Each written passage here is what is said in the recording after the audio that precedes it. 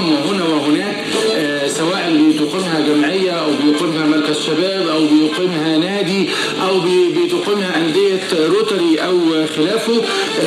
معانا النهاردة أيضا هنروح القاهرة الجديدة، وكنا رحنا أكثر من مرة للقاهرة الجديدة ومعارض أقيمت هناك تشجيعا للمنتج المصري. معانا من القاهرة الجديدة السيدة أميمة هبة، رئيس مجلس إدارة جمعية صوت القاهرة الجديدة. أهلا بك يا أستاذة أميمة.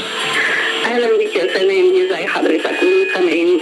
ربنا يخليكي. والنهارده احنا بنقول استكمالا لافتتاح المعارض التي تحث على تشجيع المنتج المصري، بتنظموا حضراتكم يوم الجمعه القادم باذن الله في التجمع الثالث بالقاهره الجديده معرض اشتري المصري. وعايز اقول اللي هيبقى موجود في المعرض ده ان شاء الله والمنتجات دون ذكر اسماء، يعني حتى لا نقع تحت طائله الاعلان. تمام.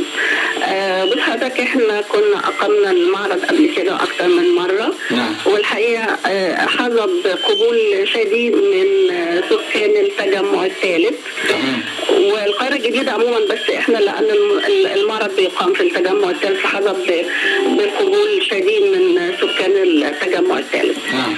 فده شجعنا الحقيقه ان احنا نقدمه بشكل شهري الجمعه الاولى من كل شهر بنفس المكان، خدمه لاهالي وسكان التجمع الثالث تحديدا والقاهره الجديده عموما. نعم. وفي كل مره بيزيد معانا عدد العارضين للمنتجات المصريه، وده شيء جيد. نفس المنتجين والشركات اللي كانوا موجوده المره اللي موجودين المره دي بالظبط، وبيزود عليهم كل مره شركات تانية جديده بتلقى اهتمام من الناس ومنتجها جيد ومطلوب من واسعارها وجودتها جيده جدا عن تجربه من الناس، وهم الحقيقه اللي بيرشحوها لنا. تمام.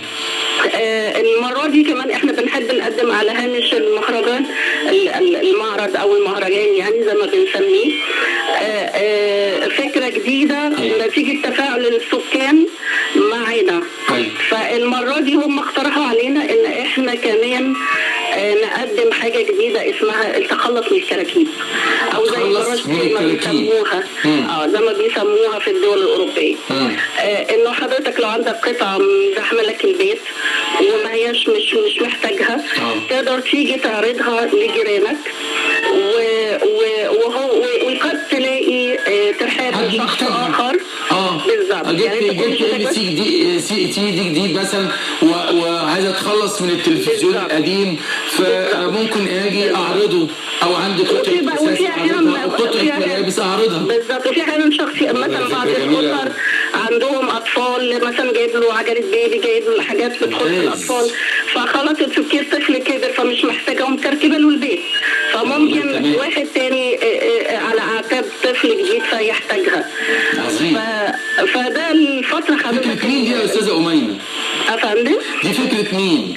دي فكره سكان الحي نفسهم، هم اللي عرضوها من خلال شبكات التواصل فعجبتنا، واحنا دايما اعتدنا معاهم وعودناهم ان احنا نستجيب لافكارهم اللي هي بتبقى خارج الصندوق. ده ممكن مستقبلا يبقى في معارض قائمه بذاتها اسمها معارض خلص من الكراكيب، بس والله احنا اسم افضل كده شويه.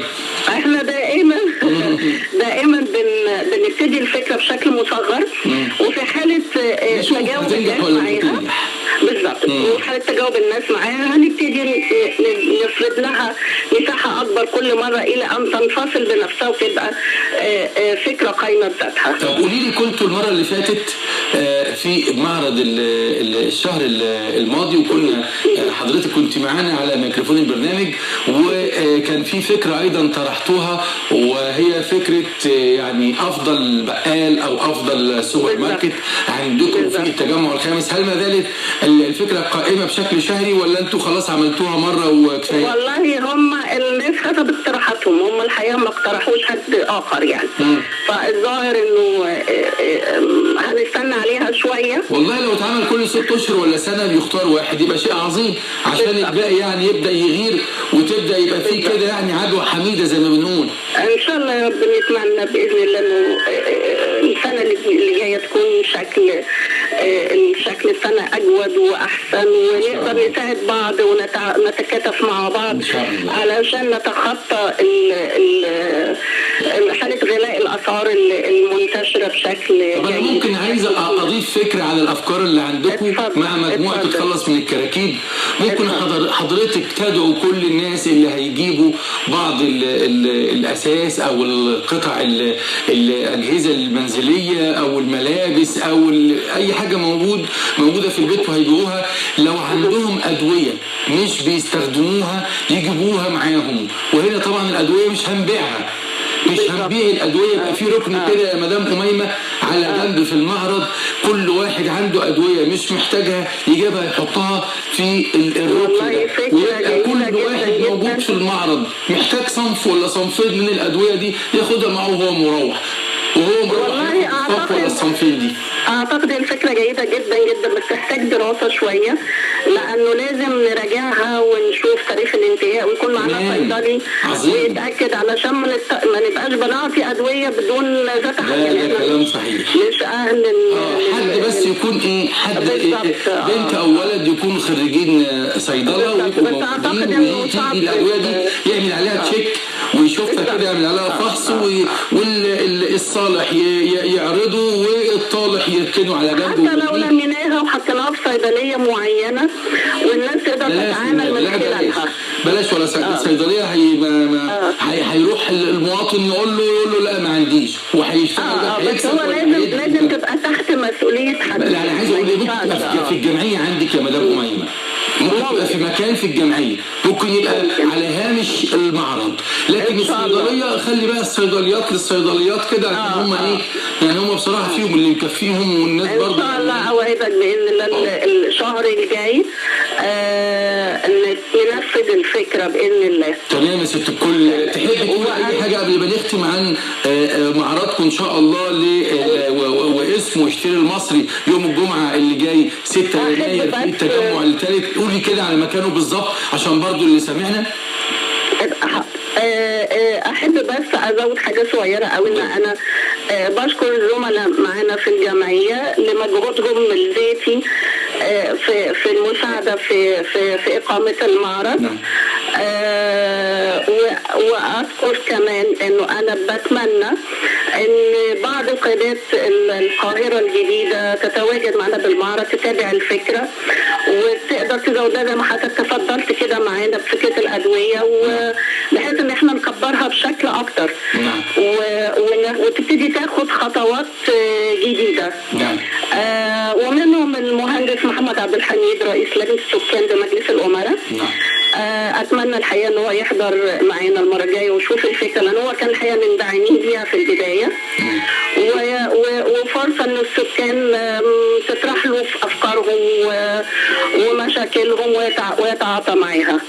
طيب انا عايز برضه اقول لحضرتك لو في جمعيه من الجمعيات في القاهره الكبرى، القاهره او الجيزه او القليوبيه، وبيسمعنا دلوقتي واتصل بينا وقال لنا والله يا جماعه طب انا نفسي اعمل الفكره دي عندي، هل ممكن حضرتك تمدينا اسماء وتليفونات الشركات دي اللي ممكن تتنقل الفكره دي بدل ما تبقى عندك في القاهره الجديده في مكان واثنين، لا نلاقيها موجوده في امبابه، نلاقيها موجوده في العمريه، نلاقيها موجوده في بنها، نلاقيها موجوده في القاهره مثلا في شبرا او في الساحل او في رود الفرج؟ طبعا اكيد. هو حتى بعض العارضين اللي متواجدين معانا ما هماش من القاهره الجديده. فحضرتك الشركات دي بيبقى ليها سيستم انه كل اريا ليها المندوبين بتوعها. تمام. فاحنا الشركات دي بتبقى مندوبين القاهره الجديده، لكن ممكن يوصلوا مندوبين بعض المناطق. ده اللي انا اقصده. والحاجه الثانيه ان احنا معانا ناس ما هماش من القاهره الجديده اصلا، يعني هم عارضين اصلا بيعرضوا في الهرم وبيعرضوا في اي مكان تاني. فاحنا ما فيش مشكله للتعاون، وده شيء جيد جدا جدا. اللي انا عايزه اقوله لك تاني ان انا هكمل بس على فكره كنت بقول لحضرتك انه يهمني وجود بعض القيادات هنا في القاهره الجديده حضور المعرض. ومنهم طبعا المهندس علاء عبد العزيز اللي هو كان سابقا رئيس جهاز القاهره الجديده، حاليا وفرصه نبارك له بالمنصب الجديد نائب رئيس الهيئه لشؤون المرافق. ونقول له مش معنى انك انت مشيت من القاهره الجديده يبقى انت مش هتحضر، انت لسه ما زلت نوع من الوفاء ان انتوا كتر خيركم. طبعا الحقيقه، وهو ليه اسهامات جيده جدا معانا في الجمعيه. طبعا ما اقدرش انسى المهندس حاتم محمود حسن، انه برضه كان من ضمن الناس اللي كان ليهم دايما افكار خارج الصندوق كرئيس للاداره العامه للتنميه. وطبعا بوصفه كمان سكان القاهره الجديده، فيجي يشوف التجربه ويحضرها معانا باذن الله. عظيم، احنا بنشكر طبعا. بس خليني اقول اخر شخصيه اللي هي احدث شخصيه هنا في القاهره الجديده، اللي هو رئيس جهاز القاهره الجديده اللي مستلم لسه يا دوب من اول السنه، مصطفى فهمي.